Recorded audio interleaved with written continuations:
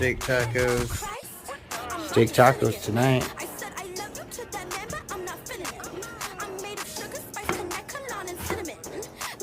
Got the steak cut up.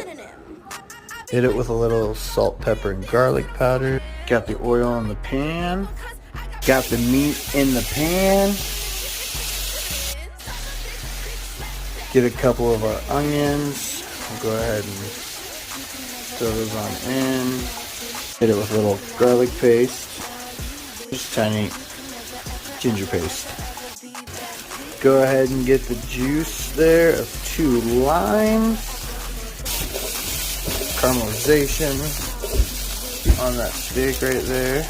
Our tortilla and a little bit of butter. Warming those up for just a few seconds with the tortilla, the steak, the cheese, onion, cilantro, some olives. Our final product, we got some steak tacos.